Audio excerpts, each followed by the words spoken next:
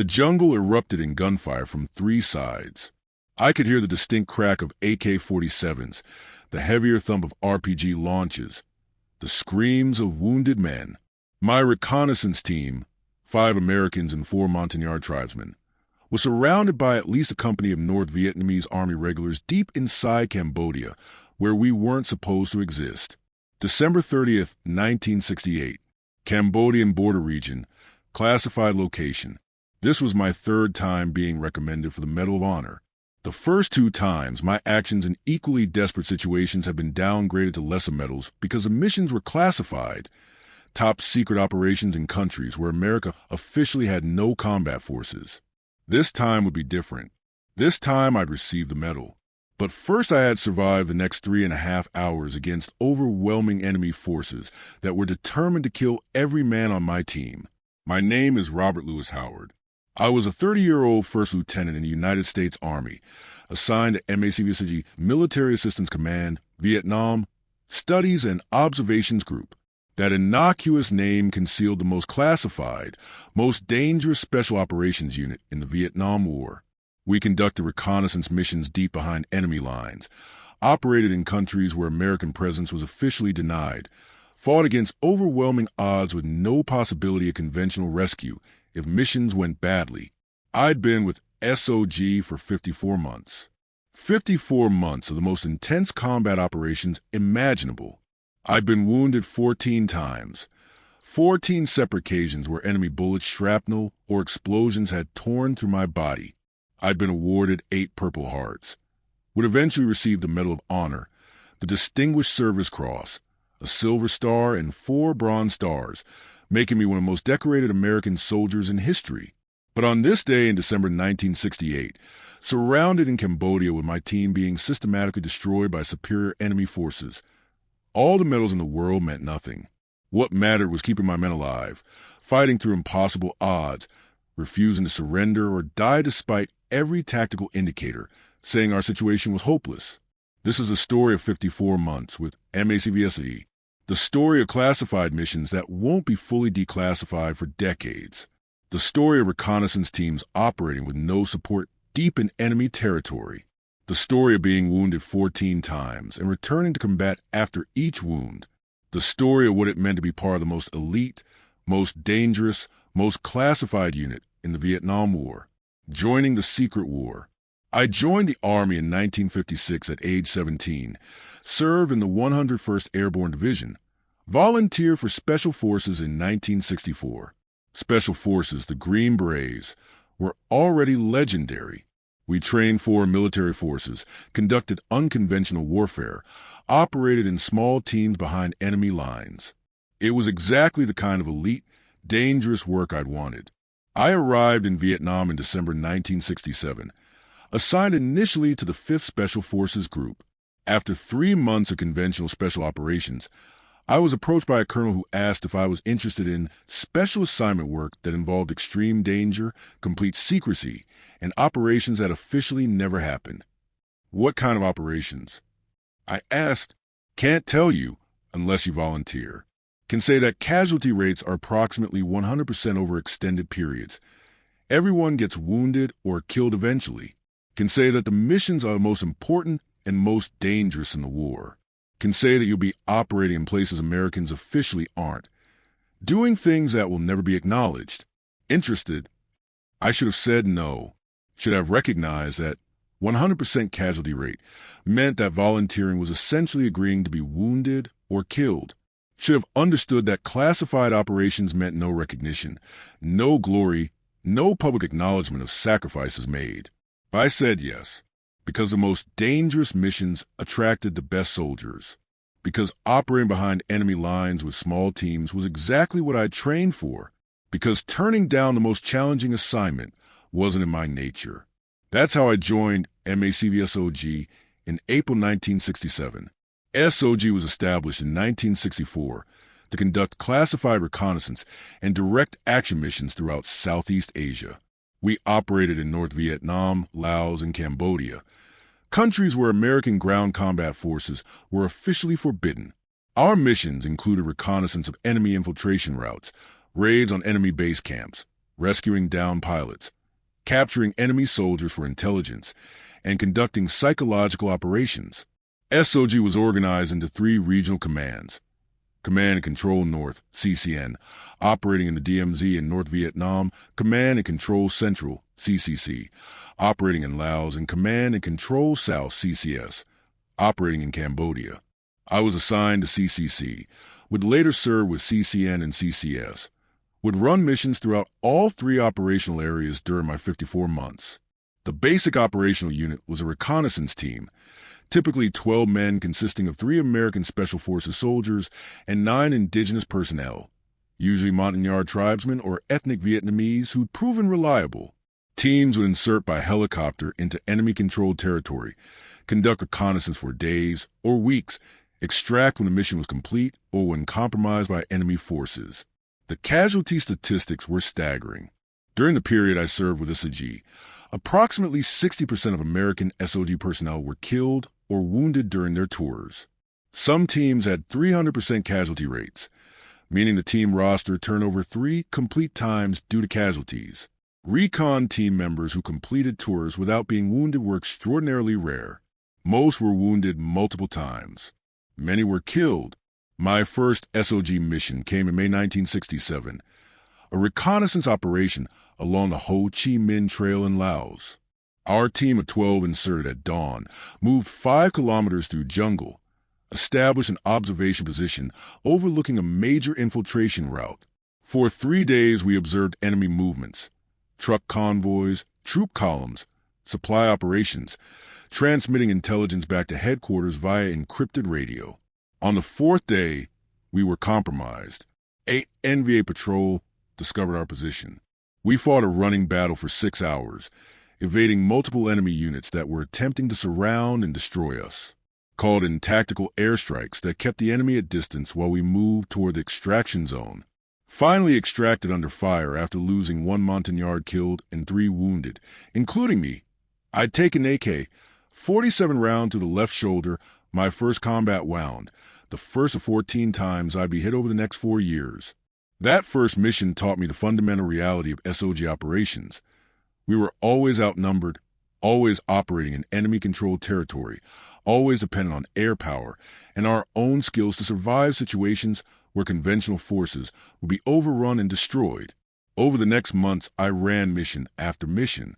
Some were successful reconnaissance operations where we gathered intelligence without major contact. Some were fighting withdrawals where we battled superior enemy forces for hours or days. Some were desperate last stands where survival seemed impossible, but we fought through anyway. By November 1967, 7 months with SOG, I'd run 23 missions. Been wounded 3 times, shoulder, leg, and hand. Killed dozens of enemy soldiers in close combat. Earned my first Silver Star for an action where I'd single-handedly assaulted an enemy machine gun position that was pinning down my team. Killed for MVA soldiers, and enabled my team to break contact. But the mission on November 21st, 1967 would be different. Would be the first of 3 times I'd be recommended for the Medal of Honor in a 13-month period. Would establish my reputation as one of the most effective and most fearless SOG operators. First nomination, the cash. November 21st, 1967. Border region between South Vietnam and Laos. My reconnaissance team was conducting a search mission near the Laotian border when we discovered a massive enemy supply cache. Tons of rice and ammunition stored in an underground complex surrounded by bunkers and defensive positions. This was a major intelligence find. If we could destroy the cache, we'd disrupt enemy operations throughout the region. I organized my team to provide security while we prepared demolitions to destroy the supplies. As we worked, 4 NVA soldiers appeared. I killed all 4 with rifle fire before they could alert other enemy forces in the area. But the sound of shooting brought immediate response. A nearby enemy machine gun position opened fire, pinning down my team with accurate, heavy fire. The tactical situation was bad. We were pinned down, couldn't move forward or back, couldn't call in air support because we were too close to the enemy position. If we stayed pinned, more enemy forces would arrive and overwhelm us. We had to eliminate that machine gun position.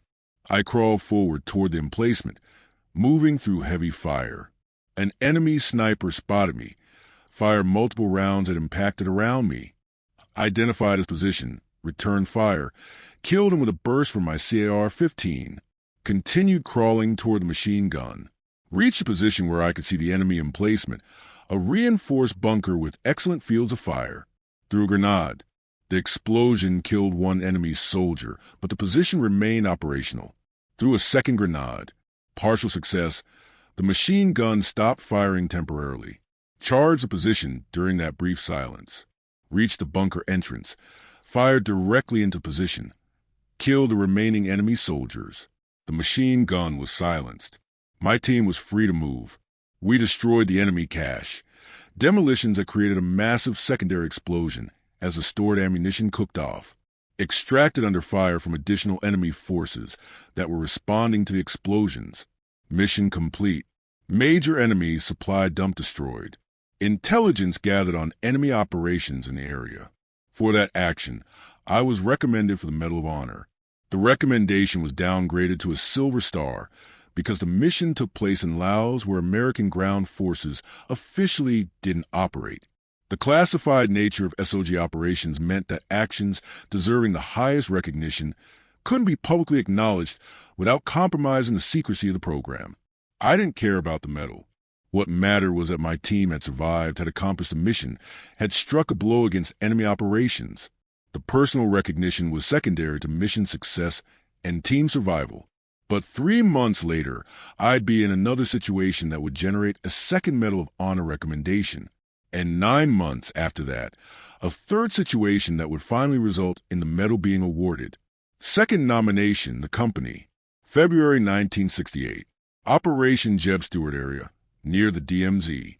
Tet Offensive had just begun. Enemy forces were attacking throughout South Vietnam, conducting coordinated operations against cities and military bases. SOG teams were conducting reconnaissance to identify enemy unit locations and movements. My team inserted into an area near the DMZ to conduct surveillance of suspected enemy infiltration routes. On the second day of the mission, we made contact with what intelligence estimated to be an entire NBA company. Over 100 enemy soldiers moving south toward targets in South Vietnam. Standard SOG procedure when encountering superior forces was to avoid contact, observe, report. But this enemy force was moving toward American positions where they caused massive casualties if allowed to attack unopposed. We had to delay them, disrupt their movement, give American forces time to prepare defenses. I made the decision to engage. 12 men against over 100. Suicidal odds. But necessary. We hit them with an ambush, claymore mines, and concentrated fire that killed dozens in initial engagement. The enemy force reacted immediately, returned fire, attempted to surround our position. We fought a running battle for 6 hours, moving constantly to avoid being surrounded, calling in repeated airstrikes that kept the enemy at distance. I was wounded twice during that fight. 47 round through the thigh, shrapnel from an RPG explosion that lacerated my back and arms. Refused medical evacuation. Continued fighting, continued leading my team through the engagement. By the end of the day, we'd killed or wounded an estimated 60 enemy soldiers, had completely disrupted their timetable, had prevented them from reaching their objectives. The cost was 3 Montagnards killed, 5 wounded including me. But we'd stopped an enemy company with a reconnaissance team of 12 men. For that action, I was recommended for the Medal of Honor for the second time. The recommendation was again downgraded, this time to the Distinguished Service Cross, second highest award for valor, because the mission had operated across the DMZ into North Vietnam, where American ground operations were officially prohibited. 2 nominations for the highest award, 2 downgrades due to classified operations. The pattern was clear. No matter what actions I performed, no matter how desperate the situations or how heroic the response, the secrecy requirement of SOG would prevent full recognition. But 9 months later, operating in Cambodia on a rescue mission, I'd be in a situation where the Medal of Honor couldn't be downgraded because the strategic importance of the mission and the severity of the combat would override classification concerns. Third nomination, the rescue. December 30th, 1968. Cambodia, Classified location near the border. An American soldier, Private First Class Robert Shurton, was missing after a SOG mission went badly. Intelligence indicated he might be held prisoner by NVA forces in Cambodia. My platoon-sized hatchet force, approximately 40 soldiers, including Americans and indigenous personnel, was tasked with conducting a rescue operation to locate and recover Shurton. We inserted by helicopter into the suspected area. Immediately upon landing, we came under heavy fire. The enemy was waiting, had likely been alerted to our insertion. I led the initial element off the helicopters, returned fire, established a defensive perimeter that allowed the rest of the force to land safely. As we moved toward the suspected prisoner location, we encountered increasingly heavy resistance. The enemy wasn't just offending. They were actively maneuvering to surround and destroy us. Within 30 minutes of insertion, we were under attack from 3 sides by what intelligence estimated to be 2 or 3 NVA companies, 200 to 300 enemy soldiers against our 40. The tactical situation deteriorated rapidly. We were pinned down, taking casualties, unable to maneuver. I moved from position to position under continuous fire, directing defensive fire, encouraging the soldiers, administering first aid to wounded. Took a bullet through the left arm, my 9th combat wound, bandaged it myself, continued fighting. Called in tactical airstrikes. A. 1 Sky Raiders and F. 4 Phantoms had dropped napalm and high explosive bombs within 50 meters of our positions. The close air support was the only thing preventing the enemy from overrunning us through sheer numbers. Between airstrikes, the enemy would mass for assaults. During airstrikes, they'd fall back and regroup. This pattern continued for 3.5 hours. The longest 3.5 hours of my life. We were in a desperate situation. Outnumbered 5-1, surrounded, continuously under fire, taking steady casualties. By any tactical assessment, we should have been overrun and destroyed. But we refused a break. I refused to allow my soldiers to give up. Every time the enemy attacked, we drove them back with concentrated fire and close air support. Every time someone was wounded, I crawled to their position under fire and provide first aid or encouragement. Every time morale seemed about to crack, I'd rally the soldiers with determination and example. During the heaviest fighting, I learned via radio that I'd been awarded the Medal of Honor for this action. The notification came through while I was under fire, immediately after being wounded. The timing was surreal, being told you're receiving the highest award for valor while actively fighting for your life. But there was no time to process it. The enemy was still attacking. My soldiers were still fighting and dying. The mission, rescuing Private Shurton, was still incomplete. After 3.5 hours of continuous combat, the airstrikes had finally broken the enemy's will to continue the assault. They withdrew, leaving dozens of dead. We'd held. The defensive position was secure enough to allow rescue helicopters to land. We never found Private Shurton. He'd been killed earlier, his body recovered by enemy forces. The rescue mission had failed its primary objective, but we'd survived an impossible situation, had fought through overwhelming odds, had refused to be destroyed despite every advantage being with the enemy. The cost was terrible. 7 Americans killed or badly wounded. 15 indigenous personnel killed or wounded. Nearly half our force was casualties. But the survivors got out. We extracted under fire, brought out our dead and wounded, completed the mission even though the soldier we'd come to rescue was already dead. For that action, 3.5 hours of desperate defense against overwhelming enemy forces, leadership under extreme fire while wounded, tactical decisions that kept the force from being destroyed, I received a Medal of Honor. This time there was no downgrade. The strategic importance of the mission, the severity of the combat, and the fact that a soldier's life had been at stake overrode classification concerns. President Richard Nixon presented the medal in a White House ceremony in 1971. By that time, I'd been wounded 7 more times, had run countless additional missions, had become the most decorated American soldier in Vietnam. But the medal didn't change anything about the missions, didn't reduce the danger, didn't make subsequent operations less terrifying. I continued running missions until my 54th month with SOG, continued facing death regularly, continued doing a job that had almost killed me dozens of times. The cost of 54 months. By the time I left SOG in 1970, I'd been wounded 14 times. 14 separate occasions where enemy fire had hit me. Shoulder wound, May 1967. Leg wound, August 1967. Hand wound, October 1967. Thigh wound, February 1968. Back and arm shrapnel, February 1968. Chest wound, May 1968. Head wound from shrapnel, July 1968. Arm wound, September 1968. Second arm wound, December 1968. Leg wound, March 1969. Shoulder wound, June 1969. Abdominal wound, August 1969. Back wound, November 1969. Final wound, February 1970. 8 of those wounds resulted in Purple Hearts.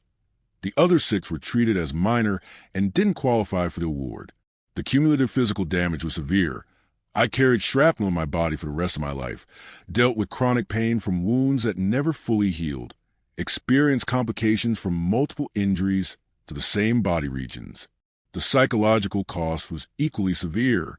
I'd been in combat continuously for 54 months, had killed hundreds of enemy soldiers in close combat, had watched teammates die, had held dying men while trying to keep them alive, had made tactical decisions that resulted in casualties.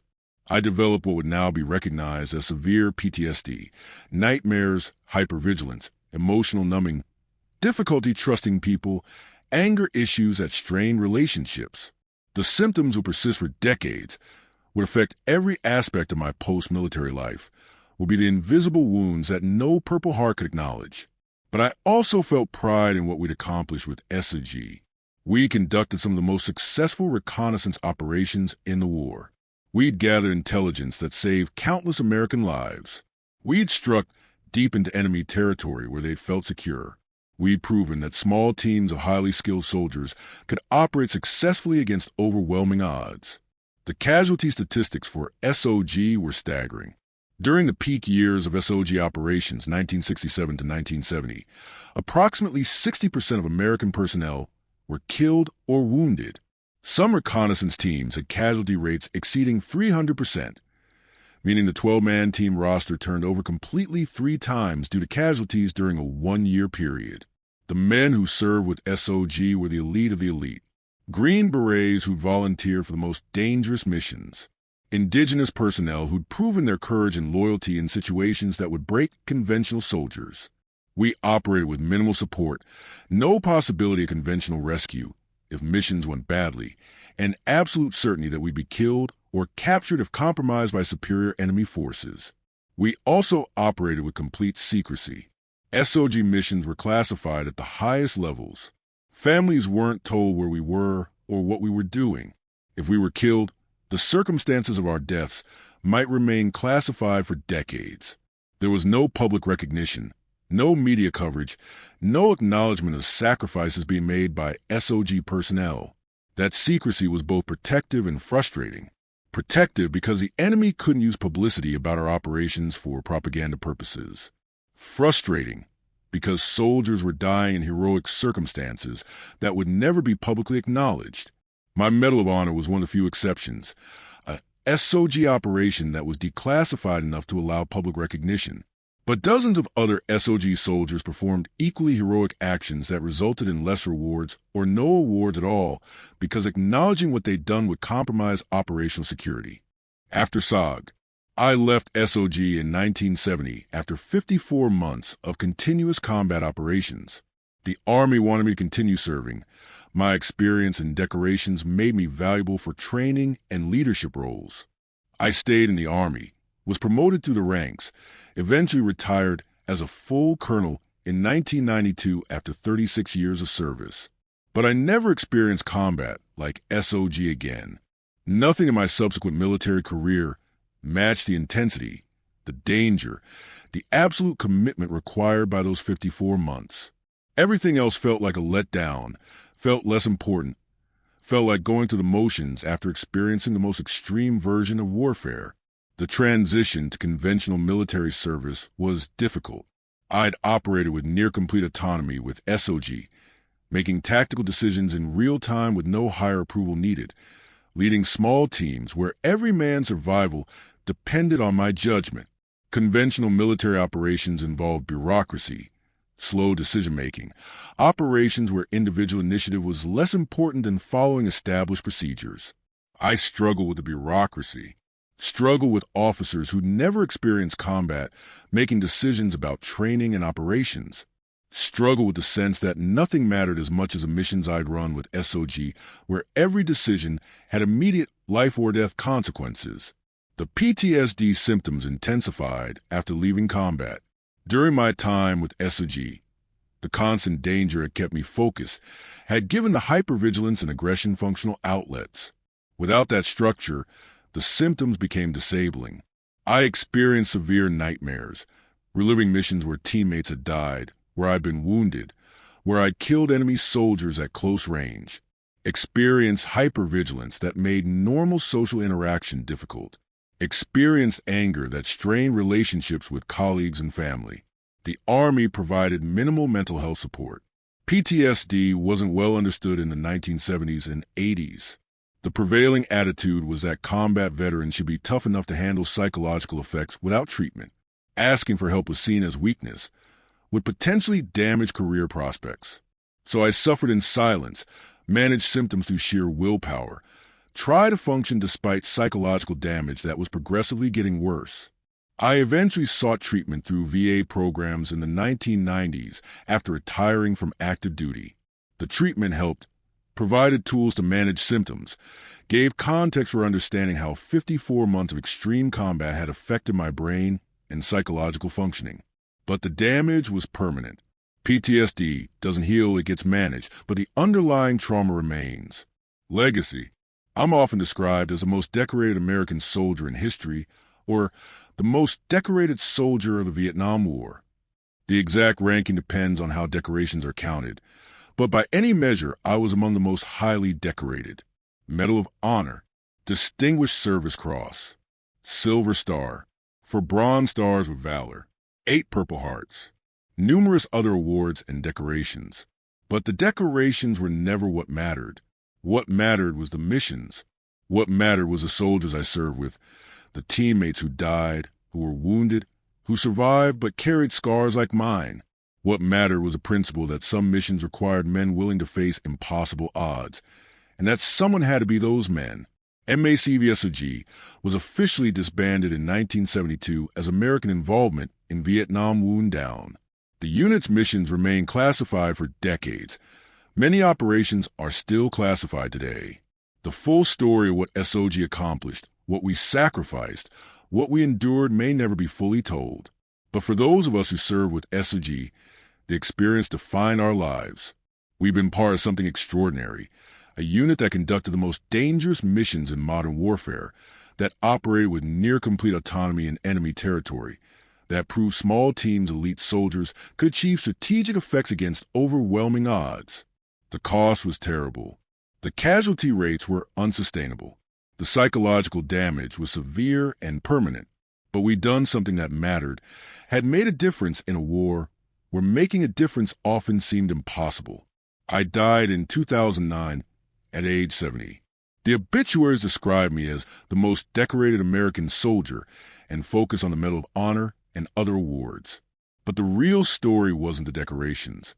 The real story was 54 months with MACV-SOG, 14 wounds, hundreds of missions, countless near-death experiences, the teammates who died, the enemy soldiers killed, the intelligence gathered, the operations completed despite impossible odds.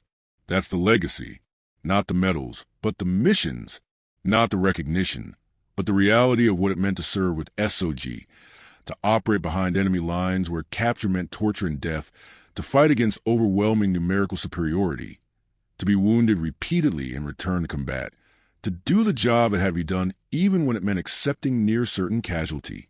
This is my testimony. This is what it meant to serve 54 months with MACV-SOG. This is the story of classified missions that won't be fully acknowledged for generations. This is the reality of being wounded 14 times and continuing to fight. This is what it cost to be the most decorated American soldier. The decorations were recognition, but the real story was survival, was courage under impossible conditions, was loyalty to teammates who depended on you and whom you depended on absolutely, was a refusal to quit even when every tactical indicator said the situation was hopeless. I was Robert Louis Howard. I served 54 months with MACV-SOG. I was wounded 14 times. I received the Medal of Honor after 3 nominations. I carried the physical and psychological scars of that service for the rest of my life. That's the truth about being the most decorated soldier. The decorations acknowledge sacrifice, but they don't convey the cost. Don't convey what it meant to be wounded 14 times and keep fighting. Don't convey the nightmares and PTSD and chronic pain. Don't convey watching teammates die and knowing you survived while they didn't. The decorations are important, but the real story is the 54 months. Is the missions run? Is the teammates lost? Is the price paid by soldiers who volunteer for the most dangerous operations in the war and accepted the near certainty of being wounded or killed? May the teammates who died be remembered. May their sacrifices not be forgotten. May the story of MACV-SOG be told, even if many missions remain classified. This is my witness. This is the truth about the most decorated soldier. This is what 54 months with SOG cost and what it meant.